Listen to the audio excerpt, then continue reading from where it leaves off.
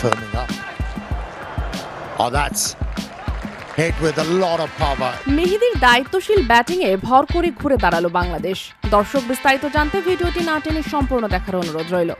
কলম্বোর মাঠে টস জিতে প্রথমে ব্যাট করতে নেমে দলীয় 5 রানে প্রথম উইকেট হারায় বাংলাদেশ। 10 বল খেলে খালি হাতে সাজঘরে ফেরেন ওপেনার এনামুল হক। দিনের শুরুতে জীবন পেয়েও কাজে লাগাতে পারেননি এনামুল। দ্বিতীয় উইকেটে 38 রানের জুটি গড়ে শুরুর ধাক্কা সামাল দেন আরেক ওপেনার সাদমান ইসলাম ও মোমিনুল হক। শ্রীলঙ্কার অধিনায়ক ধনঞ্জয় ডি সিলভার বলে কভার ক্যাচ দেন 39 বলে 3-4-এ 21 রান করা মোমিনুল। 43 রানে দ্বিতীয় উইকেট পতনের পর দলের হাল ধরেন সাদমান ও অধিনায়ক নাজমুল হোসেন শান্ত। বড় জুটির ইঙ্গিত দিয়ে 31 রানে বিচ্ছিন্ন হন তারা। 6 বলে পর সাজঘরে ফেরেন সাদমানও। 7-4-এ 46 রান করে থারিন্দু রত্নায়কের শিকার হন এই ওপেনার।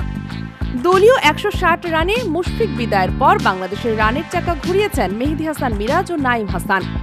দুজনের 37 রানের জুটিতে 200 কাছে পৌঁছে যায় টাইগারদের রান। তবে 200 থেকে 3 রান দূরে থাকতে সাজঘরের পথে ধরেন জ্বরের কারণে প্রথম টেস্ট খেলতে না পারা মিরাজ।